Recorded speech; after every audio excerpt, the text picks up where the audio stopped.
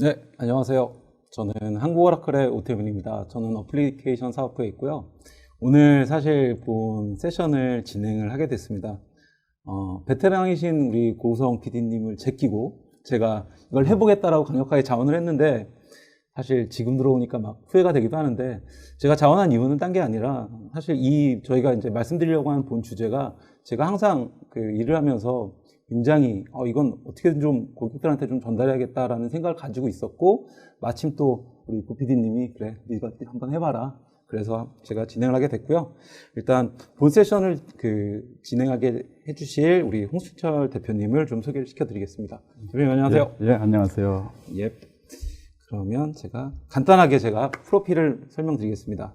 우리 홍수철 대표님은 LG 쪽에서 기획 실무를 오랫동안 하셨고, 다른 쪽에 실제로 경영 대표도 하셨고, 그리고 여러 가지 저서도 있으신데, 보면은 사례와 경험으로 본 전략 수립 프로세스, 저희하고 딱 맞는 이런 저서도 많이 하셨고, 최근에 전략 경영이나 아니면 이런 사업 관리, 이런 쪽 원가 혁신, 이런 강의도 많이 해주신 아주 저희가 어렵게 모신 강사님이십니다. 예. 그래서 제가 사실 저희 강사님 모시고 대표님 모시고 저희가 이 세션을 진행할 건데 여기 하는 내용들이 사실은 저희가 굉장히 기존에 많이 들었던 얘기들이거든요. 그래서 첫 번째로 제가 사실 질문을 드릴 게 뭐냐면 제가 고객들을 많이 만나잖아요. 그러면 거기에 CEO도 만나고 실무자도 만나면 당연히 이제 ERP가 이제 주 얘기긴 하지만 그 중에 꼭 빠지지 않는 게 이 사업 계획, 경영 계획 이런 얘기예요. 그래서 항상 매년 하는데 맨날 똑같이 하고 힘들고 그 다음에 특히 최근에 환경이 비전문가인 제가 봐도 최근에 정치적인 거 우리나라나 미국이나 너무 어수선하고 또 일주일 전에 미국에서는 또 금리 올렸다 그러는데 어떻게 할 거냐 오랫동안 굉장히 경계 불황 그다음에 불확실성 흔히 하는 얘기들이지만 그게 너무 와닿는 가운데 실제 고객을 만나면 상황이 이런데 무슨 플래닝이냐 할 필요 없지 않냐 이런 얘기. 그럼에도 불구하고 그래도 아직 많은 기업들은 제대로 해야 되는 사실을 알고는 있는데 어떻게 해야 되는지 그리고 계속 하는 게 맞는 건지 정말 중요한 게 맞는 건지 이런 얘기들을 하거든요. 대표님 그 부분에 대해서 먼저 한번 얘기 좀 해주셨으면. 예, 실상을 제대로 지금 말씀해 주셨어요. 지금이 아니라 사실은 제가 실무자일 때도 계획을 왜 만들지 하는 회의 같은 때가 있었거든요. 그래서 이걸 다루려면 먼저 좀 우리 경영계획 수립의 관점이 기업에서 어떻게 변해왔는가를 먼저 좀 다뤄보겠습니다. 20세기 중엽쯤에 기업들이 이제 경영계획을 좀 제대로 만들기 시작한 것 같습니다. 그때가 이제 초창기라 그러면 그때는 주로 재무계획이다 이렇게 우리가 정의할 수 있어요. 뭐냐면 주로 그 연간 예산이란 말이죠. 부문별로, 비목별로 돈을 얼만큼 쓴다 하는 게 이제 경영계획의 거의 전부였습니다. 그 당시. 왜 그런 계획을 하게 됐냐면은 내부 통제를 위한 목적이었죠. 예산의 어떤 한도를 줘가지고 이거 이상 쓰지 말라든지 이런 이제 내부 통제용이죠. 그러다가 성장 경제가 다가오면서 좀 바뀌게 됩니다. 예측 계획이죠. 경제가 급성장하는데 그럼 어떤 때 보니까 미처 대비 못 해가지고 주문이 들어오는데 제품이 준비 안 돼서 다 못 판다든지 이런 걸 경험하게 되죠. 성장 계획. 그래서 예측을 중시하게 됐어요. 그게 예측 계획이죠. 그러니까 그러려면 당연히 환경 분석을 하게 되고 또 좀 중장기적인 관점도 갖게 되고 그래서 수요 변화에 잘 대응하기 위한 게 이제 예측 계획이라 할 수 있어요. 근데 그게 영원히 가는 건 아니죠. 그 다음에 이제 고도 성장기가 지나가니까 성숙기가 됐어요. 수요가 급격히 늘질 않아요. 그 다음에 어떻게 되냐면 어떻게 성장을 유지할 거냐 그대로 과거 고도 성장기 하던 성장을 그러려니까 이제 전략 계획이 이제 포커싱이 된 겁니다. 이거는 기존부터 있었던 환경 분석도 그대로 하지만 그 내용을 좀 더 이렇게 구체화시키고 좀 더 스킬풀하게 도구를 발전시켰어요. 이런 전략 계획을 하게 되면은 이제 중요시 되는 게 경쟁 우위라는 요소입니다.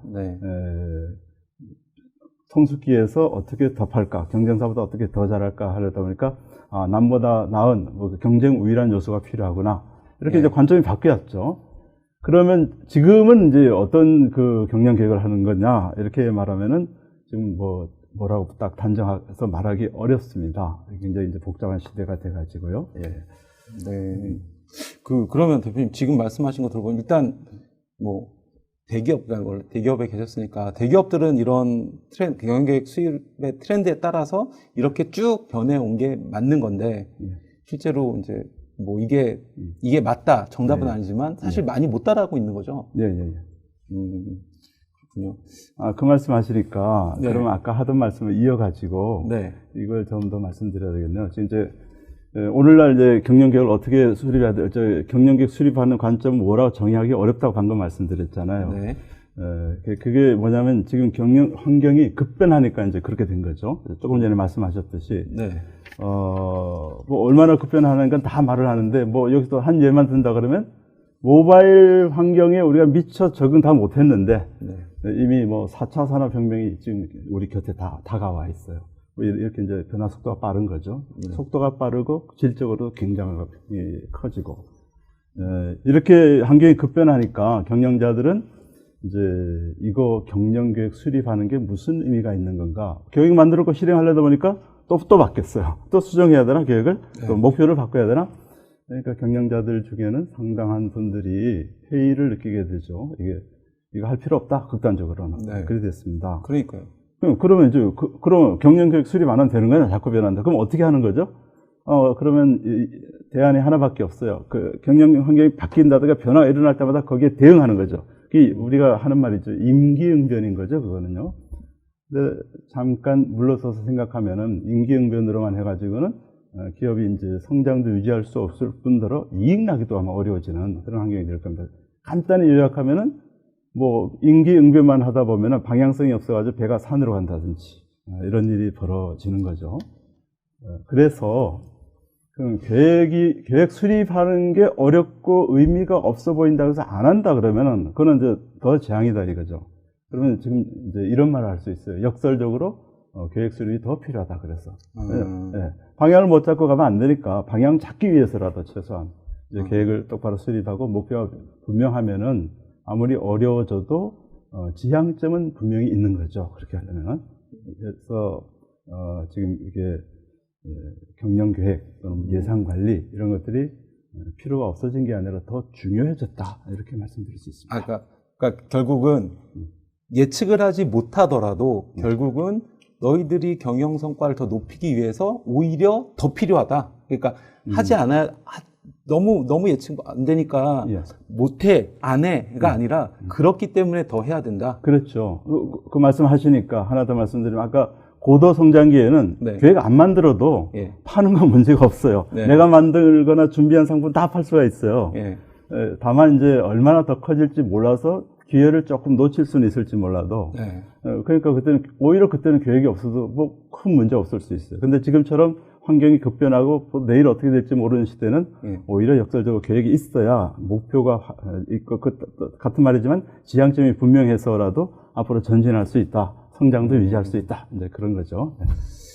근데 뭐 이제 말씀 잘 알겠는데 해야 된다는 맞는데 아까도 잠깐 얘기하셨지만 제가 이제 주로 만나는 고객이 SMB 강소기업이나 이제 중견기업이 주로 되다 보니까 근데 힘들다. 그러니까 다른 업무도 다 사실은 대기업만큼 하는데 특히 경영계획에 있어서는 더 힘들다. 이거 사실 왜 하는지 모르겠다.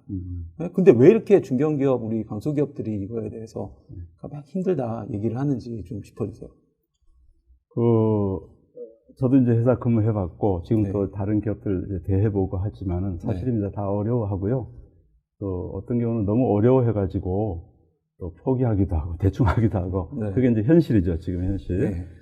좋은 말씀입니다. 그래서 이 이야기를 하려면은 이제 이렇게 말씀드릴 수 있죠. 경영계획, 뭐 다른 일도 뭐 거의 비슷합니다만 경영계획 잘하기 위해서는 뭐가 필요하냐 하면 지금 한 3가지 말씀드릴 수 있어요. 그 일을 담당할 인력이 필요하고요. 주로 사람에 관계되는 일이지만 그 조직 내에 그런 일을 잘할 수 있는 스킬이 필요하죠. 그리고 3번째는 이제 그런 걸 또 잘할 수 있는 내부 시스템, 3가지 요소가 필요한 것 같습니다. 인력과 스킬은 좀 거의 따라가는 이야기, 병행하는 이야기고 내부 시스템은 조금 좀 다른 이야기죠, 병행하는. 근데 제가 말씀드린 내부 시스템이라는 건 크게 두 가지 요소가 있는데, 하나는 내부의 업무 절차, 또는 규정도 조금은 뭐 관여될 수 있어요. 그런 게 한 가지고, 또 하나는 이제 IT 활용, 두 가지가 될 수 있죠. 근데 이 세 가지 요소를 이제 대기업과 중견기업 비교한다면, 지금 말씀하셨다면, 인력 면에서는 대기업이 상대적으로 풍부해요. 저는 또 대기업에 근무해 봤지만 대기업이라고 뭐 남아돌거나 그런 건 아닌데도 중견기업하고 비교하면 이제 그렇죠. 더 많죠. 그렇죠. 그럼 중견기업은 상대적으로 이제 전담 인력이 부족하다는데, 좀 나눠보면 인력 자체가 부족한 데다가, 절대수가 부족한 데다가 어떤 회사는 전담 인력도 아예 없는 다른 인력 경험, 그런 경우도 많아요. 그 다음에 또 한 가지 스킬도 대기업은 높은 편이고 중견기업은 상대적으로 낮은 거죠. 근데 이게 인력과 스킬은 아까도 말씀드렸듯이 같이 가는 것 같아요. 인력이 부족하니까 스킬 수준도 좀 낮은 거 아니냐. 이렇게 되고요. 물론 스킬은 인력 수만 갖고 결정할 건 되는 건 아니죠. 자꾸 일을 반복하고 하고 더 향상시키려고 노력하다 보면 이제 스킬이 축적되기도 합니다. 이런 녀석이 있습니다만. 내부 시스템도 대기업은 상당히 정비가 잘 돼 있어요. 일단 업무 절차나 이런 것들이 거의 뭐 문서화되어 있고 다이어그램이 다 잘 돼 있습니다. 그러다 보니까 그거를 이제 IT화 하는 일도 그렇게 어렵지가 않은 거죠. 그렇죠. 근데 중견기업은 우선 절차가 정비가 잘 안 돼 있으니까 그 다음에 IT화 한다는 건 뭐 대부분 별로 그렇게 신경을 못 쓰든지 한다 하더라도 뭐 썩 우량하지 않은 걸로 쓰고 있는 거죠. 그게 이제 중견기업의 이렇게 세 가지 요소로 봤을 때 어려운 점인 것 같습니다. 잘 알겠습니다. 근데 뭐 사실 중견기업에서 뭐 그런 역량을 높이고 싶어도 사실 교육을, 물론 뭐 강의 많이 하셨지만 그런 교육을 보낸다고 모든 게 다 해결되는 건 아니잖아요. 그리고 그 교육 뭐 짧게 며칠 한다고 그게 뭐 금방 그게 뭐 바텀업 돼서 뭐 경영자가 뭐 그걸 정비할 수도 없고 시간이 많이 걸리죠. 결국 이 필요한 이 경영 계획에 대해서 그러면 오늘 이제 뭐 나와주셨으니까 한 번 더 여기 뭐 우리 아마 이 세션 보고 계시는 분들 많이 알고 계실 뭐 전문가분들 많이 계시겠지만 그래도 한 번 더 경영 계획이나 이런 예산 관리에 대해서 프로세스가 뭐다를 한번 짚고 넘어가는 게 맞을 것 같아요. 그래야 될 것 같습니다. 이런 경영계획하는 프로세스를 생각하기 이전에 그 이야기 하려면 이걸 먼저 말씀드리는 게 좋았어요. 많이 보던 건데. 이런 뭐 다이어그램은 여기저기 많죠. 그 중에 하나라고 생각하셔도 되죠. 편하게. 이게 새로운 게 아니고. 경영활동의 순환과정, PDCA라고 뭐 이건 뭐 굉장히 오래전부터, 왜냐하면 기업이 있을 때부터 이 용어가 학생 있었으니까. 때부터 맨날 듣던. 아마도 그랬을 겁니다. PDCA는 여긴 플랜, 두, 체크, 액션의 머리글자 따서 줄여서 부르는 거죠. 굳이 용어를 썼으니까 이 세 번째 체크 단계는 어떤 사람들은 이제 C라고 합니다. 본다는 C. 그래서 PDSA. 뭐 같은 말입니다. 근데 이게 이제 경영활동의 순환 과정인데, 그렇죠. 계획 수립하고 거기대로 실행하고 하다가 뭐가 좀 뭐 이상이 없나 체크해보고 또는 분석해보고 그 다음에 거기서 수정안을 또 만들어서 실행하고 또 다시 이제 자기의 계획 수립하고 이렇게 되는데, 이 중에 보면은 그 두 단계, 플랜하는 단계하고 체크하는 단계에서는 플랜을 하기 위해서는 분석을 합니다. 환경 분석, 뭐 내부 환경 포함해가지고요. 우리 실적도 다 포함해서. 그다음에 세 번째인 체크 단계에서도 그러니까 이걸 뭐 성과 분석이라고 해보죠. 실적 분석이라는 말로 바꿔본다면 실적 분석을 하고 나면은 수정 계획을 만들게 됐어요. 문제점을 찾아가지고 이건 어떻게 더 개선할까? 수정 계획을 만들어서 이제 다시 실행에 들어가는 거죠. 지금 4단계 사이클이라고 그랬습니다만, 제가 플랜 단계에도 분석이 필요하고 체크 단계에도 또 계획이 또 필요하고, 이 말은 바꿔 말씀드리면 경영활동은 실행을 하면서 병행해가지고 계획과 분석이 끊임없이 반복되는 거다. 이렇게 말씀드릴 수가 있습니다. 그래서 계획과 분석하는 일이 이제 일상화되어 있는데, 이런 일들이 되게 어려운 거죠. 그 내용을 조금 더 들여다보면은, 이 경영 계획이라는 거 좀 들여다보면, 그냥 한마디로 경영 계획이라는데 좀 나눠보면은, 중장기 계획이 있고, 연간 계획이 있고, 이 두 가지가 항상 기업에서 반복적으로 일어나는 일이죠. 근데 이것만 있는 게 아니고 좀 불규칙하게 발생되는 계획 업무도 있어요. 연중의 수시 계획이라고 제가 지금 이름 붙였는데, 그 중에 한 가지는, 두 가지가 보통 있는데, 하나는 환경 변화가 일어나니까 우리 계획이 좀 바뀌어야 되겠다, 목표도 수정해야 되겠다 해서 이제 수시 계획을 할 수가 있어요. 또 한 가지는 계획을 잘 수립했는데 하다 보니까 어떤 사업은, 예를 들어서 네. 뭐 우리가 A, B, C, D 사업이 4개가 있다 그러면, A, B, E는 문제 없는데, C라는 사업이, 네. 계획대로 안 간다. 네. 1, 4분기 분석해보니까 뭐 목표 달성도가 뭐 80%밖에 안 되더라. 네. 그럼 그 사업은 이제 우리가 문제 사업이라고 하는 거죠. 문제 사업. 예, 예. 그럼 그대로 내버려두면 안 되죠. 네. 그래서 그건 다시 왜 달성 못했는지 분석하고 수정 계획을 만들고 그렇게 하는 걸 이제 또 연중 수시 계획의 하나로 볼 수 있어요. 네. 그것만 있는 게 아니고 이제 이런 불규칙한 계획은 신규 사업 계획도 있죠. 이건 뭐 다 아는 이야기죠. 이거는 언제나 있는 게 아니니까 이제 불규칙적으로 발생하는 거예요. 아, 근데 이게 제가 많이 만나본 고객들은 일단 중장기 전략 계획 네. 안 하는데 너무 많고, 뭐 중장기 전략 계획이 있냐 물어보면 뭐 우리 매출 1조 달성이야, 뭐 이게 계획이야. 뭐 근데 사실 그런 게 계획은 아니잖아요. 예. 사실 연간 계획하는데도 너무 버거워하는 게 사실 현실인 것 같아요. 그렇습니다. 예. 네. 그 사실입니다.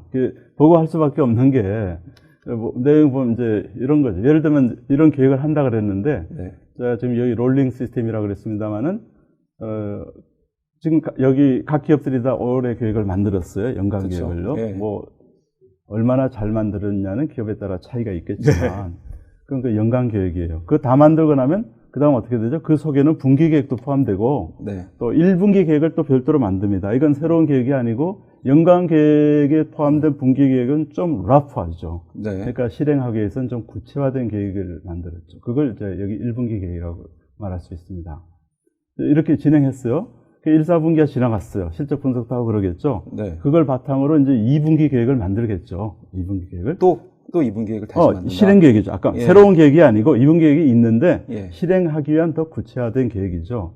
그런데 1, 4분기 실적을 분석하고 나서 이제 2분기 계획하면 그것도 구체화시키는 게 아니라 거기서 뭔가 미진한 것, 예. 또 애초 예상과 좀 달라진 것, 환경의 변화가 좀 일어난 것, 네. 그런 것들을 반영하면은 그게 좀 약간의 수정의 내용도 들어가게 됩니다. 근데 기업은 저 분기 단위로 한다 해서 그냥 분기 것만 하는 게 아니고 이때도 다시 연간을 좀 조망할 필요가 있어요. 그러면 애초 계획이 12월 말까지 4분기까지 되니까 네. 4분기까지만 볼 게 아니라 한 분기 지나갔으니까 다시 네. 1년을 또 보자 이거죠. 그래서 그거를 수정한 그다음 1년간의 계획이다 이렇게 이야기할 예. 수가 있습니다. 이건 3분기가도 마찬가지죠. 3분기 구체 계획 만들면서 또 네. 수정한 1, 4분기. 그래서 금년 한 해 동안에도 내년에 1, 4분기, 2, 4분기, 3, 4분기 시간이 간 만큼, 경과된 네. 만큼 더 계획을 애도하게 되는 거죠. 예. 이렇게 일을 하는 게, 지금 말씀드렸듯이 전 기업이 이렇게 다 하는 건 아니고, 네. 계획 수립 시스템이 어느 정도 좀 정량화된 기업에서는 이렇게 하죠. 그러면 아까 말씀드린 계획이 여러 가지가 있는데, 거기 이게 애들 때문에 이제 양이 네. 더 많아지죠, 할 일이. 아니, 예. 대표님, 근데 이게 결국 이제 롤링 시스템이 제가 이제 뭐 알고 있던 그 롤링 포캐스트하고 같은 얘기를 해주신 것 같은데, 그러니까 이게 결국 한 분기가 지날 때마다 연간 사업 계획을 다시 하는 것과 같은 공수가 들어가는 게 아니에요, 그러면? 그 말씀이 나오겠네요. 예, 예. 예, 예. 이거 그러니까 매 분기마다 지금 1년 하기도 힘든 연간 계획을 무슨 매 말씀인지 분기마다 알겠습니다. 예. 사실은 뭐 기업에 있는 실무자들 만나서 이런 이야기하면 좀 그런 비슷한 반응이 나오죠. 아니 지금 하는 일도 힘들어 죽겠는데 또 예. 더 하란 말이냐. 예. 근데 이건 그렇게 이 부분이 이만큼 할 일이 더 있다는 말은 되는데 네. 이 작업의 양은 그렇게 많은 건 아니죠. 과중하지는 않죠. 왜냐하면 이미 1년 계획은 돼 있잖아요. 네. 1년 계획은 돼 있으면은 2분기 계획은 예를 들어 아까 2분기 계획을 한다 그러면 네. 이거는 이제 구체 계획인 그런 거죠. 네. 근데 약간의 수정은 감안해야 돼. 바뀌었는데 힘들다고 환경 바뀐 거 내버려 두고 있을 수는 없죠, 기업이. 네. 그래서 그건 하는 거고 조금 더 하면 되고. 네. 근데 1년치 더 한다고 그러면 나머지 3, 4분기, 4, 4분기는 계획 수립되는데 그걸 다시 흔드는 건 아니죠. 그러니까 그 다음 1분기, 내년도 1분기 정도만 추가하면 되는데 지금 계획의 1년짜리의 연장선상에서 1, 4분기, 내년도 한 분기 더 추가하는 것 정도는 네. 그렇게 방대한 양은 아니죠. 그 방향성은 이미 잡혀 있는 거니까. 근데 이제 대표님 말씀 들어보면 되게 쉬울 것 같다는 생각은 하지만 사실 그 안에는 뭔가 그 나름대로의 롤링 시스템을 적용하는 뭔가 방법들이 있을 거잖아요. 근데 이 자리에서 뭐 그걸 다 질문하고 답변하실 수는 없는데 그럼 뭐 예를 들어서 뭐 저렴한 가격에 이런 걸 알려주신다거나 그러시는 거세요? 왜냐면 고객들은 되게 궁금해할 포인트인 것 같아요. 제가 생각할 땐. 이 롤링 포캐스트. 이제 실무자들이 이거 예. 어떻게 다 감당하냐고 질문할 때. 그러니까 질문이 아니라 뭐 예를 들어서 뭐, 그럼 우리 회사 와서 롤링 포캐스트를 좀 알려줘라. 좀 어떻게 해야 되는지. 그런 거면 진짜 뭐 우리가 지금 연간 계획도 허덕이는 우리 기업들이 롤링 포캐스트도 할 만하네라고 느낄 만큼 뭔가 이렇게 쉽게 가이드가 되는 수준인 거라고 생각을 해도 되는 거예요. 해결책은 극단적인 해결책 두 가지 말씀드리죠. 네. 제가 극단적이란 거는 가운데 보통 가는 건 노력 좀 더 해서 하는 거예요. 그냥 그게 일반적인 거고 극단적으로는 힘들면 안 해버리면 되는 거고요. 이때까지 안 했으니까. 그래서 극단적이라는 전제를 붙였어요.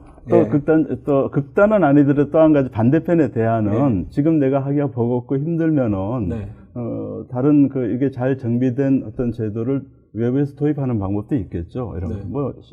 이런 일들은 특히 전분기 실적을 바탕으로 차후 1년을 계획을 조금 수정 보완하는 정도죠. 지금 말씀드린 대로. 그런 거는 만약에 이게 잘 시스템화되어 있다면은 그 다음 1분기 정도 예측하고 하는 것은 그렇게 어렵지 않게 할 수 있다고 보여집니다.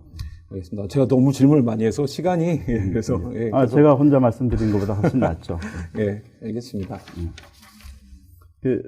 그럼 말 나온 게 조금 더 연장해서 말씀드리면 이게 어땠어요? 그래서 이번에 제가 사실 이거 끝나면 이제 궁금했던 점이 이제 대략적인 프로세스인데 프로세스 이제 대충 이제 다시 한번 정리가 되셨을 것 같고 그럼 그 안에서 어떤 일들이 실제로 수행되는지를 좀 알려주셔야 될 것 같아요. 그게 연간 계획을 수립하는 문제를 지금 계속 계획에 관한 이야기니까 주로 또 여기 참여하신 분들이 연간 계획 또는 우리가 다른 말로 예산이라고 하는 이 분야에 관심이 있겠죠. 이게 주요 절차를 한번 보겠습니다. 이게 어느 특정 기업에 실제 사내 이렇게 가지고 있는 실무자를 위한 장표입니다.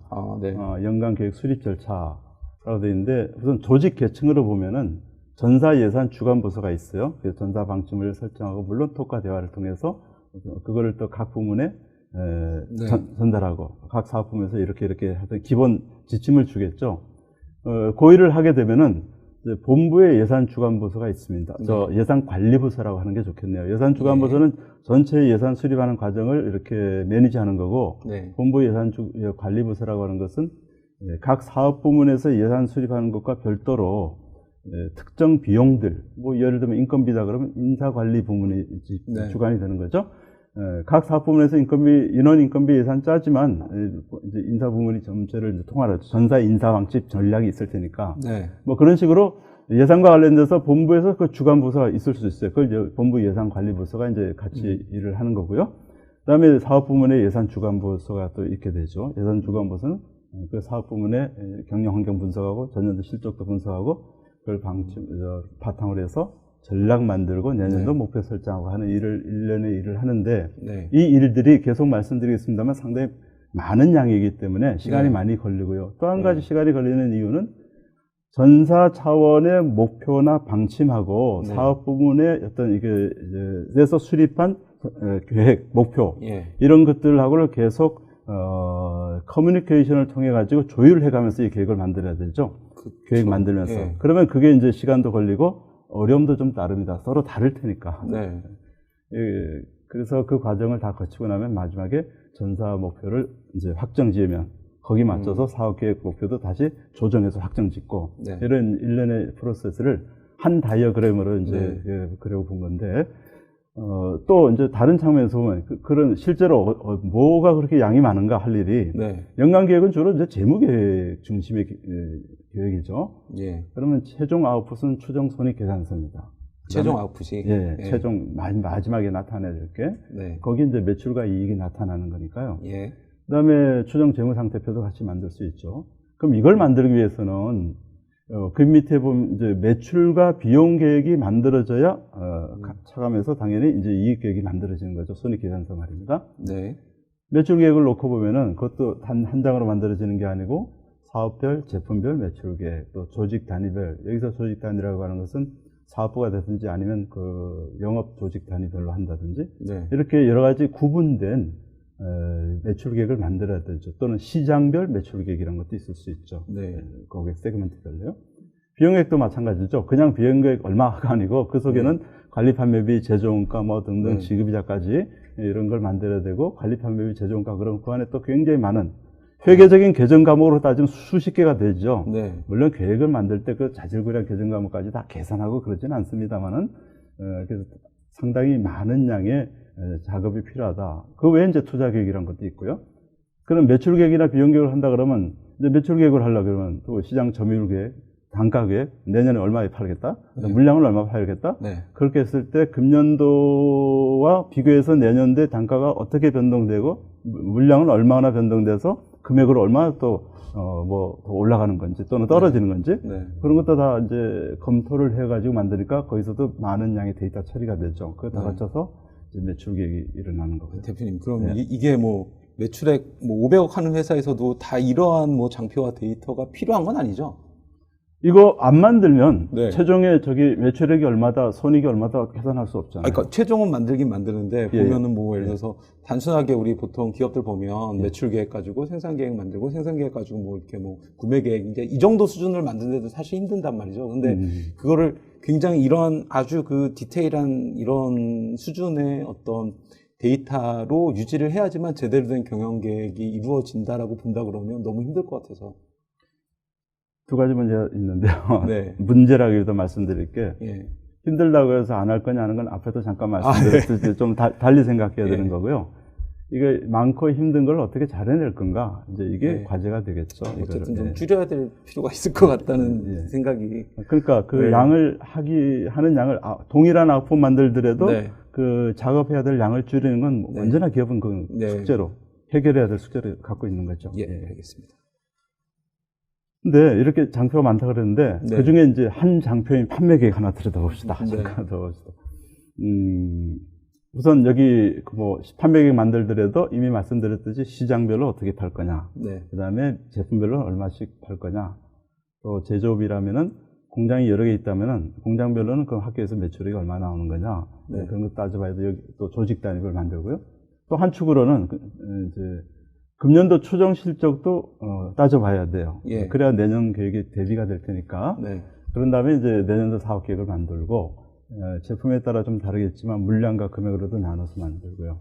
그 다음에 이게 다시 분기 계획, 월별 네. 계획으로 다 브레이크다운 돼야 되죠. 그러니까 앞에서 말씀드린 그 많은 작업 내용 한 페이지 한 페이지들이 다 또 내용 또 들여다보면 또 네. 많이 분화가 돼요. 네. 그러니까 굉장히 많은 양의 예. 작업을 하게 된다. 네. 그래서 어려워한다. 예. 많은 양의 작업이라는 건 시간도 많이 걸리고 인원도 많이 투입되고 그 약이 네. 비용과 그대로 직결되는 약이죠. 사실 네. 작업하는 비용. 결국 돈이죠. 예. 근데 뭐 네. 이 일을 하면 네. 이제 이 다음 작업을 또 해야 되는데 네. 말 나온 김에 여기까지 말씀드려야 되겠네요. 목표 설정 과정을 보면은 네. 이제 전사 목표를 설정해서 각 부문에 할당하는 방법이 있어요. 예. 그런 걸 우리가 보통 탑 투 다운 방식. 제일 일반적인 예, 예. 것 같은. 하향식이라고 해야 예. 되나?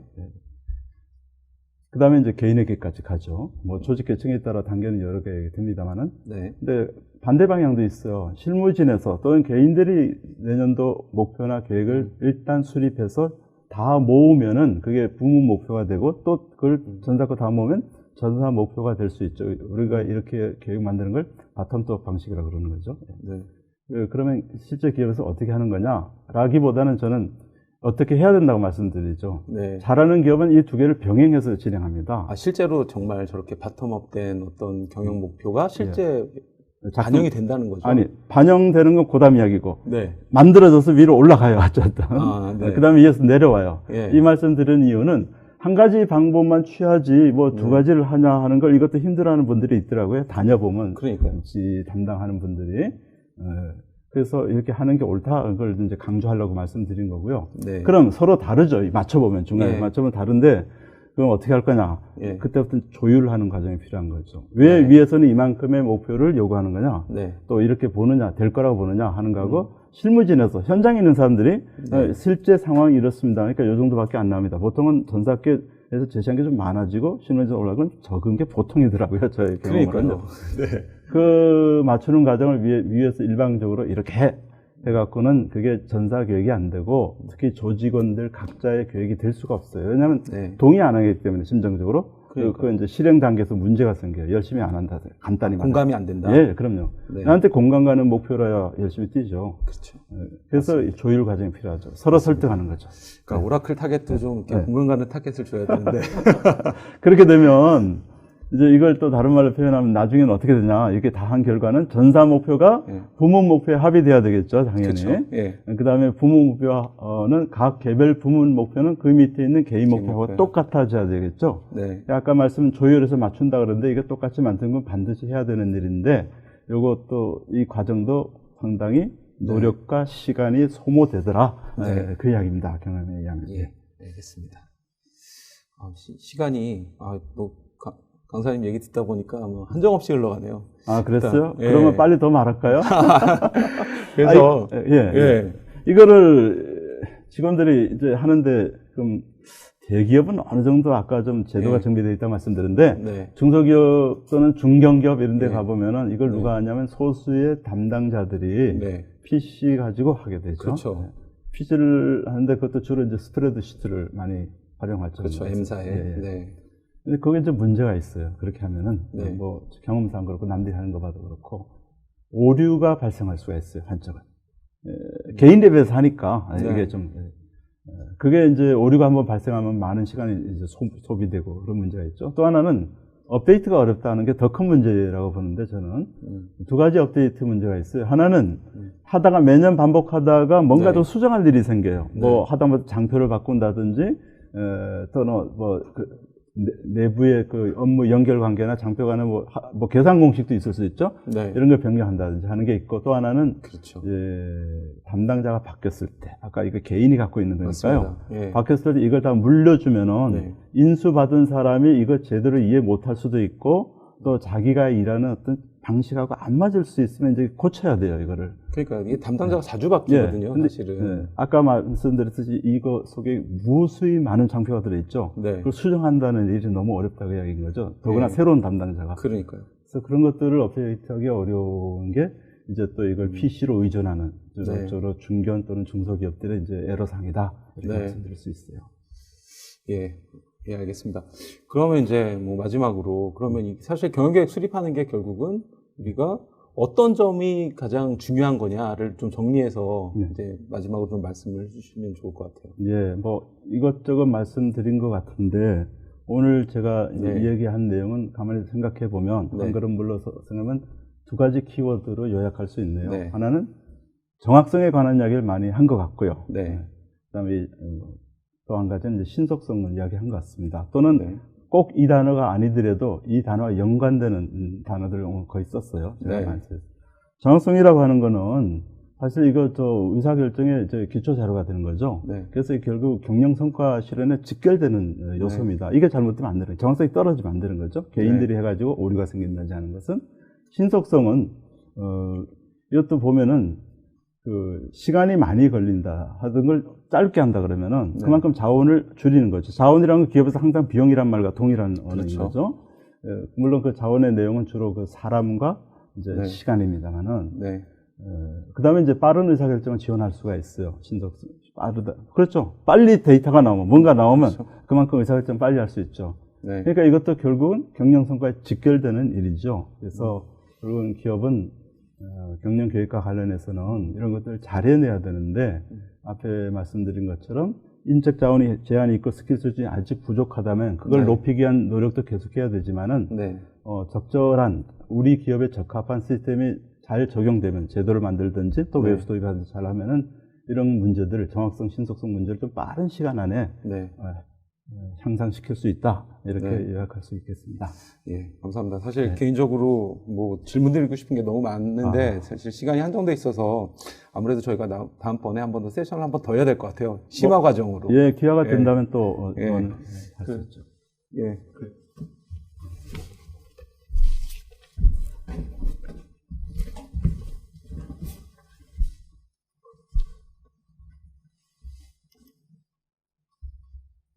자, 이제 Q&A가 들어가겠습니다. 여러분들 지금 그 질문에 보면 두 번 세션에 관련돼 가지고 이제 이런 것을 오늘 말씀드린 이슈를 제기하신 건데 지금 대표님께서 그 이슈에 대해서 IT적으로 어떻게 접근할 것인가에 대한 것들은 이제 두 번 세션에서 구체적으로 얘기할 거니까요. 그때 답변 들으면 될 것 같고요. 지금 일단은 첫 번째 세션 관련된 질문에 대한 답변 저희들도 하겠고요. 대표님 뭐 답변 주시면서요. 예. 좋은 질문자 한 두 사람 정도 예. 답변해서 이름을 좀 기억해 주시겠습니까? 제가 쓰시든지. 우선 하나는 저 봤어요. 누구요? 잠깐 아래쪽으로 내려가 주시겠어요? 네네네. 아니야, 너무 많이 넘어왔어요. 너무 많이 넘었고. 아까 계획할 때, 거기, 고은석. 고은성님, 님. 예, 예. 네네. 제 눈에 그냥 팍 띄는데요. 자, 고은성님 질문은요. 연간 계획 수립을 현실적으로 보다는 공격적으로 짜다 보면 항상 목표치가 높아서 달성률이 떨어집니다. 그렇다 목표를 낮추면 눈치가 보이는 게 현실인데요. 눈치 안 보이고 현실성 있게 연간 계획 수립할 수 있으면 좋을 텐데 어떤 점을 부각하면 좋을까요? 라고 하셨는데 이거 경영자한테 부각한 거겠죠? 네. 네네. 이거는 질문하신 의도와 조금 다른 각도로 제가 잘 답변을 드리겠습니다. 네네네. 네, 그러면 이 질문도 바꿔줄 수 있다고 보는데요. 네. 이건 이제 계획을 위에서 요구하는 목표치하고 실무진에서 뭐 기대하는 목표치하고 다른 건 네. 아까 말씀드린 얘기도 잠깐 나왔는데 항상 위가 높죠? 그렇죠. 실무가 높게 그렇죠. 얘기하지 맞습니다. 않죠? 맞습니다. 그러면 이제 그게 좀 이해하려고 들면은 톱에서는 현장을 몰라가지고 현실을 잘 이해를 못해서 높은 거 무리하게 요구한다 볼 수 있어요. 네. 또 현실에서는 밑 조직의 합으로 갈수록 시장에 가까이 있고 고객에 가까이 가니까 현실을 잘 반영해서 목표를 짤 수 있다고 보죠. 그거는 이제 상식적이고 네. 편한 생각이고 네네. 보통 이 말을 답변자 드리고 싶어 눈에 띄었다는 것은 기업의 목표는 일단 높아야 목표로서 의미가 있다고 보여져요. 저도 너무나 공감이 가는 말씀이에요. 이 경영자들 제가 무조건 높아야 돼요. 이런 말을 맞아요. 많이 합니다.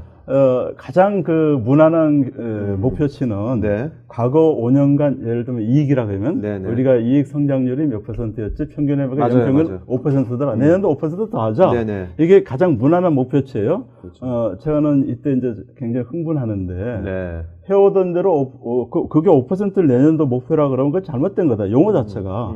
왜 그건 예상치지 왜 목표치나 저는 그렇게 말을 해요. 네네. 그러니까 무난한 목표치는 그건 목표가 아니라는 거죠. 네. 높아야 목표라는 거죠. 그러면 이제 아까 이분이 고은성님 말씀하신 대로 달성률 맨날 떨어진다. 네. 근데 그 높은 목표를 달성할 방안을 만들어야 되는 거죠. 그렇죠. 그래야 이제 회사가 성장할 수 있고 또 이익도 낼 수 있고 그다음에 지금 일하는 분들이 존재하는 이유가 뭐예요? 과거 해오던 만큼 하는 게 존재 이유가 아니라고 저는 보죠. 네. 그래서 그걸 더 향상시키기 위해서 존재하는 거죠. 사실 이게 네. 달성을 못 하더라도 네. 뭔가 이렇게 높은 목표를 잡으면 네. 발상의 전환을 하지 않으면 달성이 안 되거든요. 그렇죠. 그러니까 뭔가 새로운 시도를 하게 되는 예. 사실 그 목표가 달성 안 되더라도 예. 그 새로운 시도를 하는 그 과정 자체가 네네. 경영자한테는 좋은 거죠. 맞습니다. 네, 그 자체가 보기에 그 자체가. 그러니까 너무 달성률가 다 하면 좋겠지만 경영자도 알거든요. 네, 네. 그래서 굉장히 높게 잡았다는 것을 알지만 그것을 어떻게 거기까지 행위를 어떻게 하느냐가 그걸 보고 싶은 거죠. 그렇습니다. 그러니까, 그 말씀하신 게 생각나는데 네. 예전에 어느 유명한 경영자분이 이런 말씀을 하셨어요. 지금 오늘날의 경영 환경 하에서는 3% 5% 향상시키기가 되게 어렵다. 그러니까 매출 3% 더 한다는 거 되게 어렵고 원가 절감 3% 거의 불가능해 보인다. 그런데 이거 생각을 바꿔라. 30% 50% 더 하겠다고 생각해봐라. 네. 그거는 달성이 되더라 이래요. 자기 네네. 경험 가지고 말한 거예요. 네네. 그분이. 왜 그러냐. 30% 50%가 과거의 방식으로는 죽었다 깨나도 달성 불가능한 걸 다 알아요. 그러니까 그렇게 높은 목표 주면 오히려 사업 자체 지금 말씀하신 대로 다른 관점에서 보게 된다. 네. 관점을 바꾸니까 또 이렇게 혁신적인 방안이 보이더라. 네. 자기 경험에서 우러난 말을 한 걸 기억합니다. 예. 네. 자, 한국님께서도 질문하셨는데요. 롤링 시스템의 계획 수립 시에 외부 환경 변화에 대한 예측치 반영은 어떻게 해야 될까요? 굉장히 단순한 말씀하셔서 제가 당황스러운데요. 네네. 환경 변화가 있으면 그만큼 계획에 반영해줘야 되겠죠. 네네네. 근데 여기 보면 많은 분들이 분기 롤링이 정말 만만치 않은 작업이라고 다들 네네. 이렇게 하소연 공감대에 댓글 많이 달아주셨고요. 아마 그럴 것 같아요. 그 다음에 그게 만만치 않으면은 네네. 그거를 한 분기 추가되는 것 정도는 지금의 데이터나 지금의 상황 가지고 네. 통계적으로 그냥 그러니까 그때 한 몇 % 더 하자든지 이렇게 간이 계산 방식으로 해도 됩니다. 네. 그다음에 김한수님께서 연간 계획에 분기 계획이 있다면 월간 계획, 주간 계획, 일일 계획까지 나와야 할까요? 원론적으로는 있어야 되겠죠. 네네. 그러면은 월간 계획은 웬만한 기업은 다 한다고 봅니다. 네. 한 달이 닥치기 전에 월간 계획을 하고 있고요. 주간 계획, 일일 계획은 뭐 큰 조직 단위에서나 전사 차원에서 할 일은 아닌 것 같고, 이거는 이제 실무부서, 팀 단위 정도 주간 계획, 일일 계획은 개인 단위에서 이 정도 해야 될 것이고, 이렇게 생각하면 될 것 같습니다. 아까 이제 중장기 계획 말씀하셨지 않습니까? 네네. 근데 요즘 보면 되게 급변의 시대 가지고 네. 이게 뭐 3개년 계획이란 게 네. 요즘 같은 시대에도 의미가 있다고 보십니까? 뭐 항상 논의가 되고 있는 네네. 과제입니다. 네. 3년 앞을 어떻게 내다보냐, 이제 이런 거고요. 근데 이제 3년이냐 5년이냐 이게 기간에 대해서는 회사나 사업에 따라서 생각할 수 있는 타임스팬이 좀 차이가 크기 때문에 네. 단순히 3년이냐 아니냐 이거 갖고 말할 수 없는데 아까 중장기 그랬으니까 네네. 옛날에는 장기 계획이 한때 유행했어요. 10년 뒤, 심한 경우 20년 뒤, 뭐 이렇게. 근데 요즘은 장기 계획이란 말은 조금 들어가고 네네. 중기 계획이란 말이 나오고, 그럼 10년 계획 하던 걸 지금은 한 3년 계획. 네네. 그러니까 지금 말씀하신 대로 먼 미래는 예측하기 어렵고 지금 만들어 놓은 목표 또는 계획이 그때 가서 통용될까 하는 의심이 있으니까 네. 그 타임스를 좀 줄여서 하고 있죠. 그래서 실질적으로 3년짜리 할 거냐, 5년짜리 할 거냐는 그 회사의 사업 상황에 따라서 네네. 하면 되죠. 알겠습니다. 자, 김경태님, 경영계획 수립 및 관리를 통한 성과가 무엇이 있을까요? 경영계획 수립 및 관리의 성과. 네. 계획 수립하고 관리하는 일하고 데이터를 통한 통찰력. 이분의 의도가 정확히 뭔지는 모르겠는데 둘로 쪼개질 것 같은데요. 계획을 수립한다는 게 어떤 의미가 있는 거냐? 그거는 목표가 명확하면은 성과 내는데 훨씬 도움이 된다. 이렇게 간단한 답변을 들 수 있고요. 달리기 할 때도 어디로 갈지 명확해야 기록을 달성할 거 아닙니까? 네네. 계획이나 목표는 이제 그런 의미가 있죠. 최소한. 내 목표 거기 이상 있죠. 그 다음에 데이터, 아까 이야기 잠깐 했는데, 네. 데이터라는 것은 대단히 중요하죠. 수치 없이, 최고 경영층의 전략도 그렇고, 또 현장 부서에서도 그렇고, 업무와 관련해서 사업과 관련해서는 항상 데이터를 생산하고 비교하고 해야 뭐가 문제인지 객관적으로 판단할 수 있죠. 그렇죠. 자, 이동훈님께서 그래서 예산의 경우도 아까 PDC를 적용하는 경우에 체크 후 재수정하는 것이 만만치 않은 게 현실인데 이 부분을 쉽게 처리하는 방법이 있을까요? 아까 그 워크시트, 스프레드시트 쓸 때 에러가 발생했을 때 그걸 찾기가 굉장히 어렵다는 걸 지금 말씀드려야 되겠네요. 정말 어렵더라고요. 저도 실무 시절에 해봤어요. 그래서 그거는 그런 스프레드시트 수준에서는 그걸 찾기가 굉장히 어렵고 시간도 많이 걸리고 또 찾아서 수정하는 일도 이제 좀 만만치가 않아요.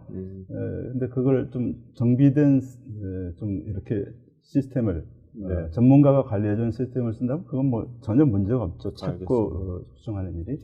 허성희님, 오늘 말씀하신 것이 일반 회사가 아닌 공무원들에게도 도움이 될까요? 공공기관.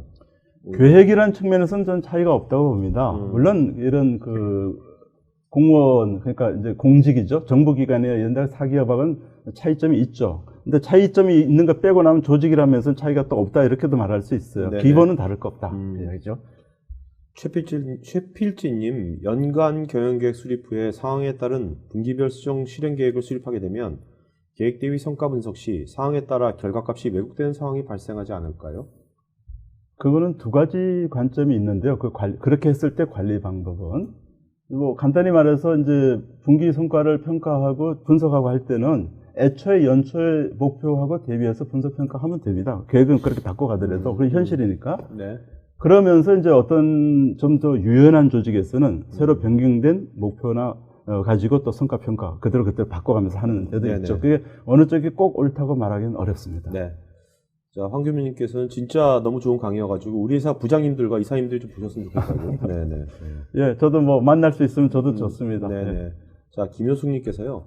신속성으로 인해 비용 소요를 절감할 수 있는 대신에 뭔가를 놓치게 되는 상황은 없을까요? 현실적인 질문이네요. 빨리 하다 보면 실수할 수 있고 놓칠 수 있는 거 아니냐 그랬는데 제가 여기서 말씀드린 신속성이라는 것은 일하는 절차나 시스템을 잘 정비하면 빨리 할 수 있다는 거거든요. 네네. 그러니까 거기는 에러의 여지가 없고 오히려 정비 잘 해놓으면 에러가 발생 안 하겠죠. 오히려. 네네.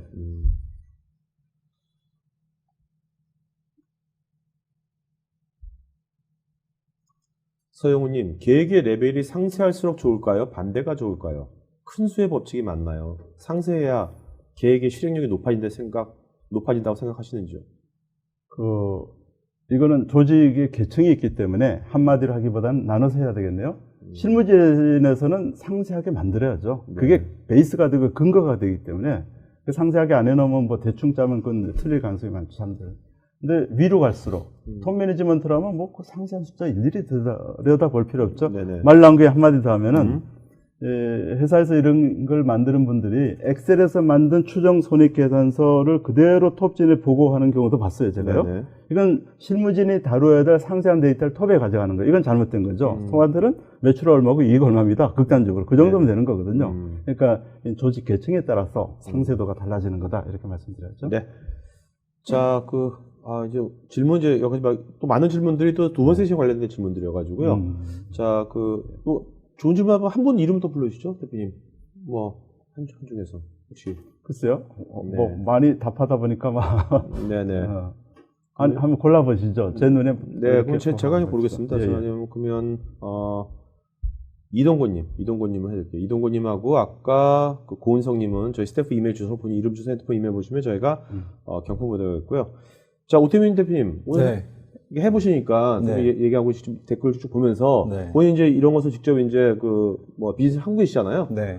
근데 오늘 이렇게 이걸 하면서 느꼈던 건 뭡니까? 앞으로 이런 쪽에 내가 좀 더 신경 써야겠다 하는 것들 있다면 예. 하나 말씀해 주신다면. 뭐 한 가지 말씀드리면 사실 기존에 사실 ERP 이제 ERP가 주다 보니까 ERP가 커버하지 못하는 범위예요. 근데 아까도 말씀드렸지만 항상 얘기가 나오거든요. 네. 그런데 그걸 애써 사실 외면했던 게 사실이고 저희 세일즈하는 입장에서는. 네네. 근데 앞으로는 이런 부분들의 고객의 어려운 점을 같이 안고 가야지만 뭔가 회사가 사실 ERP를 도입한다는 건 성과를 높이고 흘러가는 돈을 막고 뭔가 그렇죠. 그런- 프로세스를 개선시키고. 그 중에 굉장히 중요한 부분이 있기 때문에 사실 오늘 대표님 강의 들으면서 앞으로 이 부분을 좀 더 고객한테 네. 어떻게 쉽게 드라이브할 수 있는지를 한 아주 개인적으로 너무 고마운 시간이었고 그래서 두 번째 그러니까 고도화 세션 아까 얘기 들었는데 네네. 한 번 더 네. 하겠습니다. 그러니까 뭔가 이게 기술이나 기능보다는 네. 지금 말씀하신 어떤 그 네. 프로세스라든지 어떤 컨셉이라든지 이런 걸 말씀하신 네. 거군요. 네. 네. 말씀하신 중에 제 눈에 네. 하나 띄는데요. 네네. 현실적인 생각인 것 같아서 박서영 님이네요. 네네. 엑셀 베이스의 연간 예산 계획 장표 오류 수정이 더 쉽지 않나요? 이런 말씀을 좀 드린 게 좋을 것 같아요. 네네. 보통 저렇게 생각할 수 있어요. 그래서 본인들이 한다고요. 네네. 근데 저도 다 해봤죠. 예전에. 근데 저기 오류가 발생하고 찾기 어렵다고 말씀드린 것은 그냥 간단한 장표 몇 장이면 금방 찾고 해요. 근데 이게 굉장히 많은 장표가 만들어지고 그게 다 그 A라는 장표에서 만들어진 데이터 결과물이 또 B 장표에 옮겨가고 예산 시스템은 그렇게 돼 있죠. 네네. 그 논리 구성이 오류가 있을 수 있다 그 이야기죠. 간단히 말해서 뭐 계산 산식을 잘못 집어넣는다든지 또는 계산 산식 정도가 아닌 논리 자체도 있죠. 장표 뭐 이런 거. 네네. 그런 게 오류가 날 수 있고 거기서 이제 그래서 어디 끝에 가서 이상한 숫자 나타나 했을 때 어디가 잘못돼서 이거 생겼지 하는 거는 양이 많아질 땐 찾기 어렵다. 네네. 이렇게 말씀드려야 될 것 같습니다. 알겠습니다. 네. 자, 그러면 오늘 첫 번째 세션 여기까지 하겠고요. 지금 5분 브레이크 하고요. 두 번째 세션 여러분들이 질문이 많이 있었는데요. 그럼 오늘 이런 이슈에 대해서 그럼 어떻게 우리가 그러면 그 대안을 어떻게 마련할 것인지 그런 얘기들을 나누고 들었습니다. 자, 5분 뒤에 뵙겠습니다. 네, 고맙습니다. 예, 감사합니다. 네.